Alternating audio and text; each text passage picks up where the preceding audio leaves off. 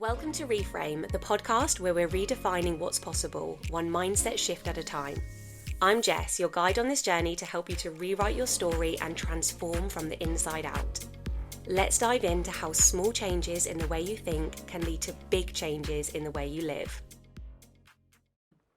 Hello. I feel like it's been ages since I recorded the last podcast episode, but it's only actually been a week. But that week has been half term, which I feel like fellow parents will know. It can feel like a long week. Don't get me wrong, it's been lovely, but we've done so much and I think we're all just really ready to get back into routine. So before I get started on today's episode, I just want to say that it is really raining and I have a skylight in my room. So it's quite loud, but I'm hoping that you can just enjoy the background music of rain. You might not even be able to hear it. But in today's episode, I want to talk about going back and how going back doesn't always mean going backwards. I'm going to say that again. Going back doesn't always mean going backwards. And instead of just going in with like mindset tips and kind of with my coach hat on, I want to share my real recent experience of this, because I know personally that I learned so much more when I can not only resonate with someone's story, but also when I see a real life example of a mindset shift working. So this year I went back to something that I had so much resistance around. I mentioned in my first ever podcast episode that I used to be a content creator. So I started my online journey as a mummy blogger, a mummy vlogger on YouTube, and then moved over to Instagram. And I loved it. I did it for years. It opened so many doors. I made some of my best friends. It was incredible. I worked with incredible brands. I got to travel. Like, it was wonderful. But for a few reasons, I ended up shifting from that to coaching. It's when I became a single mum. And I think it was a mixture of feeling like I needed more purpose in what I was doing, but also not wanting to share as much online because I wasn't going through a good time. And there was trolling and things like that. But also the jobs kind of dried up. The work wasn't as busy. And what I've now learned about myself as part of my ADHD, I have rejection sensitivity dysphoria. So for me, when I fear rejection, when I had that radar of, I had talent management at the time. If these jobs don't start coming in, my talent management might drop me. I made the decision to quit, because then I wouldn't get rejected. And I've seen such a pattern in this in terms of relationships as well. I remember ending relationships that probably weren't right anyway, but it probably didn't need to end in those moments. And I would fear being broken up with, so I would just end them. It's all starting to make sense now when the more that I look into my ADHD. But anyway, I ended up changing careers and starting Heal to Reveal and the Journal Club, and absolutely loving that journey. It was one of the best decisions ever. And over the years that I've done that, I've still worked with some brands, maybe like once or twice a year. There's probably been like a year where I've not had any. But yeah, I'd say maybe like one or two a year aside from that. Always brands that I really align with, that I really want to work with. But I never thought that I would get back into it properly. There's always been, not always actually, in the beginning there wasn't a pull to get back into it because I loved my coaching. But over the past year or so, I felt a real call to get back into content creation. And that's been for one of two reasons. Firstly, because, and this is going to be a whole other podcast episode, so I'm only going to touch on this side of it, but I find it challenging to mix business with purpose. So the Journal Club is a business, but it's my purpose. I love it. I love every Sunday night sitting down for an hour and guiding women through a journaling flow. I love creating daily journal prompts for them. I love it. But trying to grow that as a business and marketing it and doing the admin for it and just trying to make that the thing that can also help me to achieve my personal goals in terms of like financial and, you know, the financial security for me and my boys and the kind of lives that I want us to have, I found that really challenging, and I found that it ended up kind of taking the purpose side away from it. I wasn't, not that I wasn't enjoying it, but I was putting a lot of energy into trying to grow it, and it felt like it was taking away some of the pleasure of it and the purpose. So there was that element of it that I felt like I was, losing that purpose. So I guess that kind of created this drive for putting my business, because I love working, I love it. And I guess it created this drive to work doing something else. But also, there was an element of, I really missed content creating. Like, I just really missed working with brands and sharing our lives. And even though I knew getting back into sharing our lives, I would have to have real boundaries, and I, respect my children's privacy, especially now that they're older. But I really felt like that's something that I wanted to do. So the thing that held me back from doing that was a fear that there were, again, a couple of elements. So the first one was I felt like I was admitting that my business had failed, because I was no longer putting all of my eggs in one basket, so to speak, or all of my focus and attention on the journal club growing to the point that that can create me the financial freedom and security that I desire. So I felt like I was admitting that I'd failed at that, which I've reframed. I've reframed that now to, it was never meant to be a business thing. It was meant to be my purpose. Yes, it does bring me in money. It's a very low cost membership. It's £7 a month. So, it's not life-changing money, but of course it is still very, that money is still very valuable to me, but it was never meant to be the money maker. Not at that stage anyway. I mean, you never know. There might, over the next year, be like 1,000 members or 10,000 members, which would be amazing. And I would welcome that and love to grow it to that. But I'm not putting the pressure on to do that. So my mindset has shifted there, that maybe it just wasn't meant to be that then, and it's meant to just be a purpose thing. Another way is that going back doesn't mean going backwards. Okay, choosing to do something again doesn't mean I've taken a step back in life. And this can relate to so many different things. I see this a lot, especially in the single mum community. Women perhaps moving back in with parents and feeling shame around it, as if they are going backwards. But when you see that it's all part of the journey, okay, you're not going back. You can never go back. And I'm going to share, I think I might have shared this when I spoke about change, perhaps. I've definitely spoken about it on one of the episodes. But it's that you will never catch the same woman in the same river twice, because the woman is always evolving, always shifting, even down to like on a cellular level, our cells are always regenerating. Like, we are never the same woman. But also through our experiences, what we're hearing, what we're seeing, every second that goes by, we are a new version of ourselves. Maybe not like completely transformed, but we've just got more experience. We've lived, we've breathed another breath, a few breaths in a minute.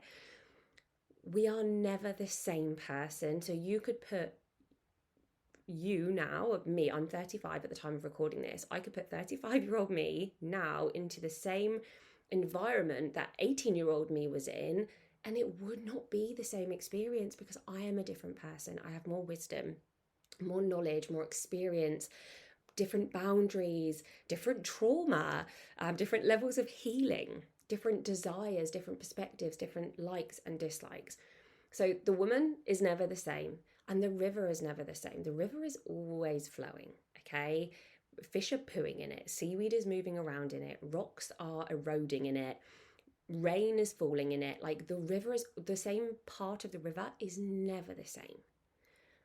And that's the same with life, a home might be the same, but parts of it will shift. A business might be the same, but again, parts of it will shift. So it's never that same. You can never go back.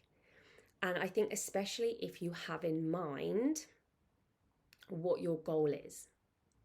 Okay, if you are, for example, moving back in with your parents so that you can save up for your future, so that you can pay off debt, so that you can be safe, so that you can have support, so that you can have those extra pairs of hands for your kids, that is moving forward.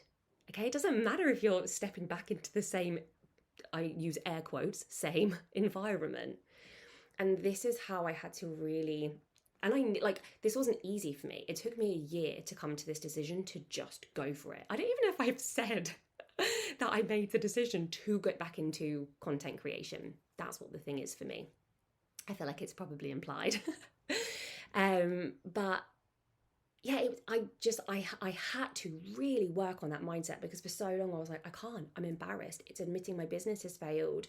It's believing my business had failed. That was it. I had to shift that belief first to eradicate that fear that other people would believe that. That's what I thought it was. I believed it myself, that my business was failing if I decided to put my energy into something else as well. So it's not even that I believed it didn't equal failure, but I worried that other people would believe it. I also believed it. So I had to reframe that belief, and then I had to reframe any beliefs I had around other people's opinions mattering. I also had to reframe beliefs around, was it too late for me? Was I too old? What's that sound on Instagram and TikTok that they share? It's like, am I too old to be here? Am I hotter than these beeps? I felt like that. Like, is it too late for me? I also felt a bit nervous and scared because the content creation game has changed. There's now UGC, it's like a whole new thing. Before it was brand collaborations. And it was getting on TikTok as well, which was just so different to me, to what I was used to with Instagram. But I had to really instill the mindset that my business doesn't mean that my business had failed. It actually meant that I could put so much purpose and joy and love into it without the pressure, because whether there's 100 women in there or 1,000 women, I love it. It's the most beautiful space on a Sunday night, and I would love for you to join me in there. There'll be a link in the show notes, but there's just not that pressure of, I love it, even if there's 10 women in there, but if I need to pay my rent, I'm going to need there to be X amount of women.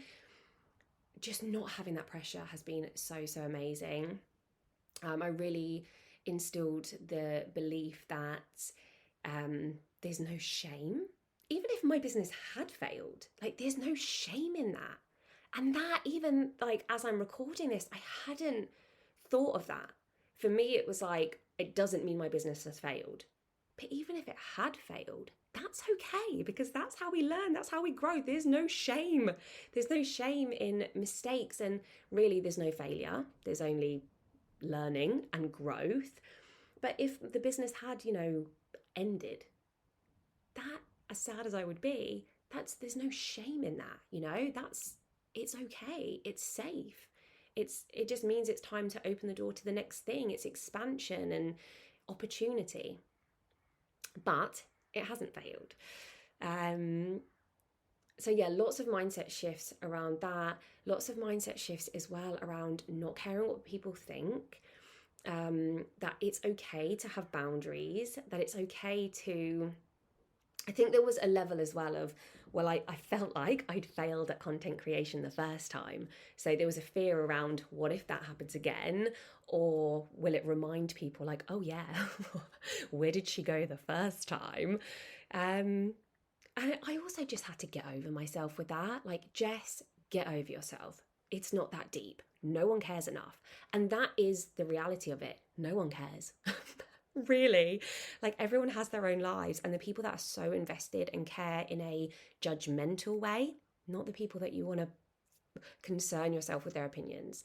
And of course I did have that fear, because I did have trolling the first time I was in the content creation business, But I had to have, again, a real reality check with myself and just say, do I want to let that fear stop me from the potential of not only a business that I loved creating content, I loved the creative concepts, the filming, the editing, like that. I'm a very creative person. I do these podcasts because I love scripting them and recording. I'm actually not using a script today. Usually I have points so that I don't go off on a tangent, but this is my first one that I'm fully allowing myself to go off on a tangent. And I wonder if you notice.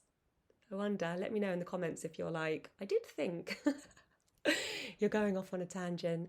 Hopefully it gives you comfort if you're a fellow ADHD woman. You might be like, this sounds like the inside of my brain. I run the risk of then forgetting what I am saying, which I have just done.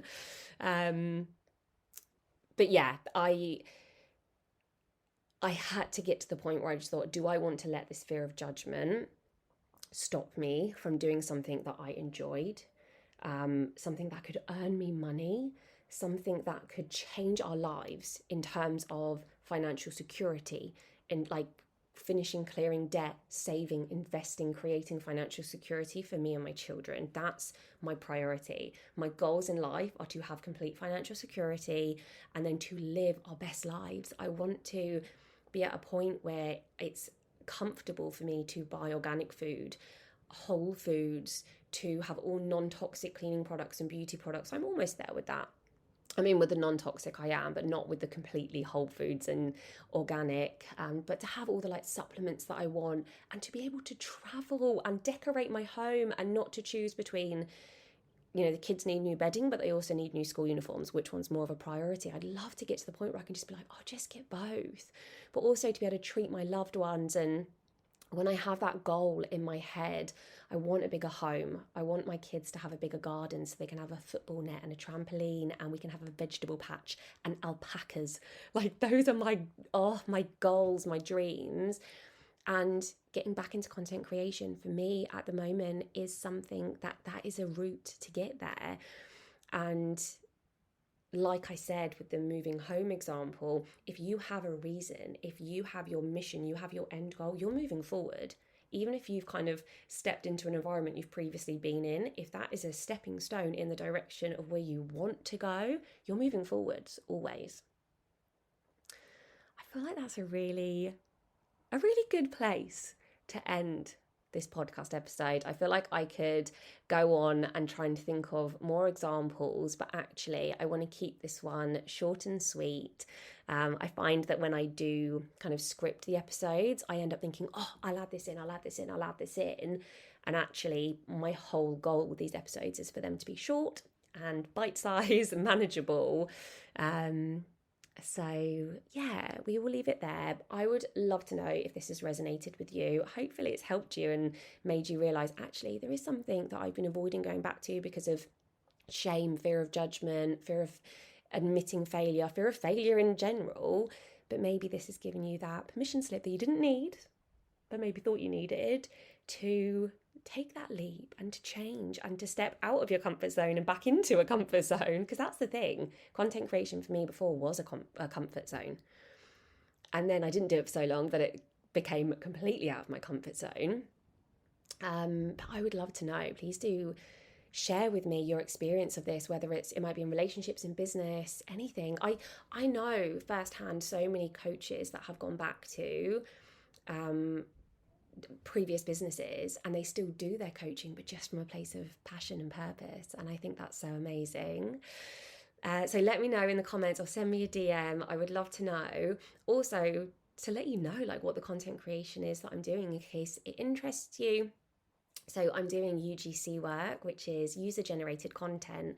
So that's creating content for brands. And rather than posting it on my social media platforms, it's giving it to them to post on theirs. I'm also doing brand collaborations, which is where I advertise it on my own social media, so they get to make use of my audiences. And as a result, I've restarted my TikTok. It wasn't, I had already started it, but I wasn't posting consistently on it at all. And it's grown so much because I've gone for it. I've stepped out of my comfort zone. I've said no to fear. I've gotten over myself. I've reframed my beliefs, shifted my mindset. And I started, it was about 10 days ago now, or maybe 2 weeks now. And I was on about 400 followers, hadn't been posting. And I got it to over 1,000. I think it's on like 1,300. I've almost gained 1,000 followers. And I've been posting day in the life videos, which were so out of my comfort zone, but they used to be massively in my comfort zone. And then I stopped and I didn't want to share anything because of trolling and judgment. But I've just created new boundaries and new rules because you can change the rules whenever you want. So if you want to find me on TikTok and check those out, it's Jessica AV UK. Same as my Instagram, Jessica AV UK, and I'll leave them in the show notes. But yeah, I've been doing that, getting back into content creation and absolutely loving it. So we will end the episode there. Thank you so much for listening. I hope you've enjoyed it. Please do give it a 5-star rating if you did enjoy it, and I will see you on the next episode.